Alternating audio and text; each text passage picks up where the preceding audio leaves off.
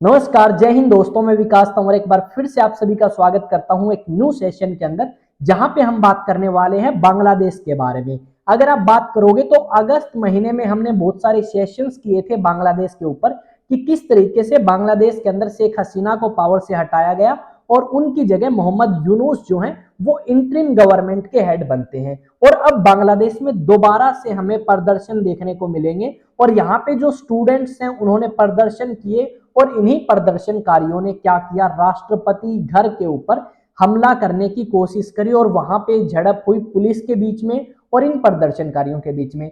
तो अब क्या डिमांड है इन प्रदर्शनकारियों की और किस तरीके से शेख हसीना भाग के आई थी बांग्लादेश को छोड़ के भारत में, वो भी हम यहाँ पे जानेंगे। तो चलिए स्टार्ट करते हैं आज के इस सेशन को। और अगर आप भी चैनल पे नए हैं तो डेफिनेटली इस चैनल को सब्सक्राइब कर सकते हैं। आपका अपना चैनल है एग्जाम टॉक्स। तो चलिए देखते हैं। अभी आप देखोगे तो क्या हुआ था, थोड़े दिन पहले अगस्त महीने के अंदर बांग्लादेश के अंदर स्टूडेंट्स के द्वारा प्रोटेस्ट किया गया और उन स्टूडेंट्स ने यह डिमांड करी कि बांग्लादेश के अंदर जो प्रधानमंत्री का पद है वो शेख हसीना को छोड़ना होगा। ये आपको शेख हसीना यहाँ पे देखने को मिलेगी। अब शेख हसीना ने क्या किया, 5 अगस्त को बांग्लादेश छोड़ के भारत की तरफ आई क्योंकि वहां पे उनकी जान को खतरा था। तब से लेके अब तक ये जो आपकी बांग्लादेश की प्रधानमंत्री थी ये भारत के अंदर ही मौजूद है। उसके बाद हमें ये देखने को मिला कि अब दोबारा से वहां के जो स्टूडेंट्स हैं वो प्रोटेस्ट करना स्टार्ट करते हैं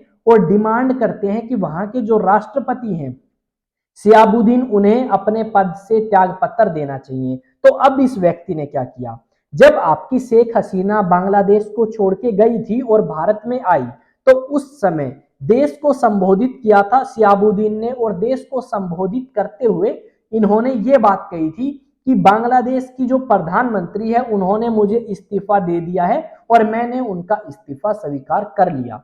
अब रिसेंटली इनका एक इंटरव्यू हुआ और उस इंटरव्यू में इन्होंने क्या किया, या उस इंटरव्यू में इन्होंने ये बात कही कि बांग्लादेश की जो प्रधानमंत्री थी शेख हसीना, जो बांग्लादेश को छोड़ के भारत गई, उन्होंने मुझे इस्तीफा नहीं दिया। मैंने बहुत बार कोशिश करी कि मैं शेख हसीना से इस्तीफा लूं, पर शायद शेख हसीना के पास इतना टाइम ही नहीं था क्योंकि आपके बांग्लादेश में उस टाइम ये सीन्स आपको देखने को मिलेंगे।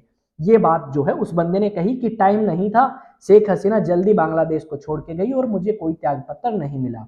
अब उसी चीज को लेके वहां के जो स्टूडेंट्स हैं वो प्रोटेस्ट करना स्टार्ट करते हैं कि इस राष्ट्रपति ने हमें ये कहा 6 अगस्त को देश को संबोधित करते हुए कि शेख हसीना ने मुझे इस्तीफा दिया है और अब ये व्यक्ति कह रहा है कि शेख हसीना ने मुझे कोई इस्तीफा नहीं दिया।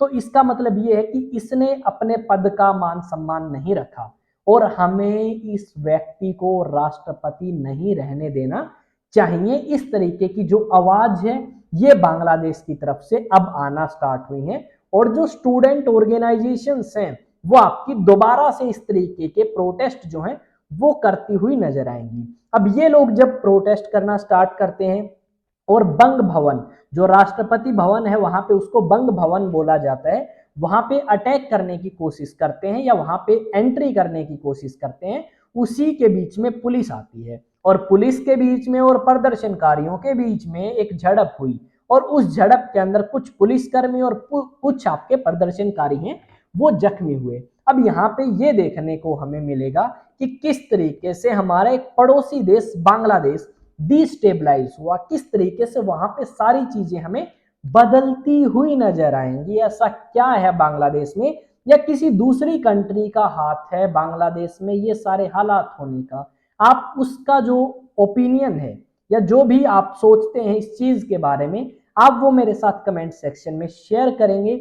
साथ में अगर हम बात करें तो कहीं ना कहीं एक बार ये भी स्टेटमेंट आई थी कि ये जो सारा बांग्लादेश का जो मैटर हुआ है इसके पीछे यूएसए का हाथ है और ये बात शेख हसीना के नाम पे छापी गई न्यूज़पेपरों में।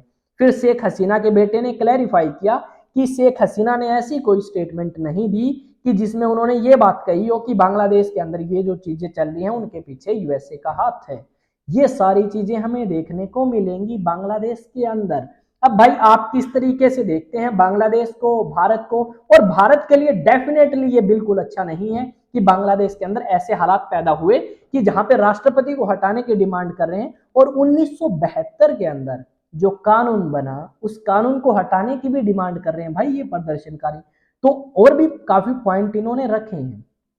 अब देखना ये होगा कि वहां अगर राष्ट्रपति हटता है और 1972 में जो कानून बना वो हटता है तो कौन सा कानून आएगा।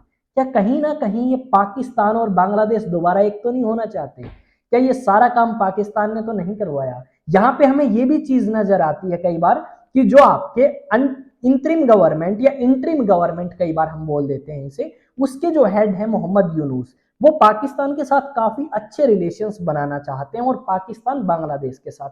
तो कहीं ना कहीं ये कंट्री दोबारा से बांग्लादेश जो है वो पाकिस्तान ना बन जाए। अगर बांग्लादेश दोबारा से पाकिस्तान के पास जाता है और एक हो जाता है तो वो हमारे लिए बहुत बड़ा चिंता का विषय होगा। तो आप किस तरीके से देखते हैं बांग्लादेश की इस पॉलिटिक्स को? आप किस तरीके से देखते हैं भारत के नजरिए से? आप किस तरीके से देखते हैं पाकिस्तान के नजरिए से बांग्लादेश को? तो वो आप मेरे साथ कमेंट सेक्शन में शेयर करेंगे और अलग अलग सोशल मीडिया प्लेटफॉर्म पे आप मुझे फॉलो कर सकते हैं। जैसे यहाँ पे आप देखोगे तो विकास तंवर 04 इंस्टाग्राम हैंडल है, फेसबुक, टेलीग्राम, व्हाट्सएप और एक्स अकाउंट पे आप एग्जाम टॉक्स जाके सर्च करें, वहां पे मैं आपको मिलूंगा। आप मेरे साथ कनेक्ट करें, आप मेरे से डाउट पूछें और चैनल आपका अपना है, आप चैनल को जरूर सब्सक्राइब करें। और साथ में अगर हम बात करें तो आप वीडियो को शेयर कर सकते हैं उन दोस्तों के साथ जो इस तरीके की न्यूज में इंटरेस्ट रखते हैं और जानना चाहते हैं असलियत। साथ में अगर हम बात करें लाइक कर सकते हैं वीडियो को। और सारी की सारी चीजें मैंने यहाँ पे आपकी क्लियर करने की कोशिश करी है, चैनल आपका अपना है। और आज मैंने एक बहुत अच्छा कमेंट रीड किया था और उसने काफी प्रेज करी थी जो एनालिसिस हम करते हैं उसकी। तो थैंक्स उस स्टूडेंट का, एग्जैक्टली अभी मेरे को नेम याद नहीं है, ठीक है। तो थैंक्स मेरी तरफ से उसको, और आई होप आगे भी आपको चीजें ऐसे ही मिलेंगी और बेहतर करने की हम कोशिश करेंगे ताकि अच्छे से अच्छा कंटेंट आप तक जाए और किसी तरीके की मिस्टेक हमसे ना हो। तो मिलते हैं नेक्स्ट वीडियो में, पर उससे पहले एक और अपडेट मैं आपको देना चाहूंगा। और यहाँ पे 24 घंटे का अल्टीमेटम भी दिया गया है भाई राष्ट्रपति को कि रिजाइन कर वरना हम कुछ और कर देंगे। यहाँ पे हाँ, अचीवेक्स एकेडमी की मैं यहाँ पे बात करने वाला था। अचीवेक्स एकेडमी जो है वो अपने ऑफलाइन बैचेस स्टार्ट कर रही है भाई, एसएससी सीजीएल के अलावा सीएचएसएल, जीडी और एमटीएस, साथ में दिल्ली पुलिस के भी। ये 2025 के लिए बैच स्टार्ट होंगे और बैचेस रहेंगे आपके ऑफलाइन। और ये जो बैचेस हैं ये ऑफलाइन तो रहेंगे पर यहाँ पे आपको हॉस्टल फैसिलिटी भी अवेलेबल होगी। हॉस्टल फैसिलिटी की अगर हम बात करें तो एक रीजनेबल फीस पे आप तैयारी कर सकते हैं यहाँ पे एक बेहतरीन स्टाफ के साथ में। ये कॉन्टेक्ट नंबर है और ये आपका क्या है भाई, address model town Hansi Haryana का। तो भाई मिलते हैं नेक्स्ट वीडियो में, तब तक जय हिंद जय भारत।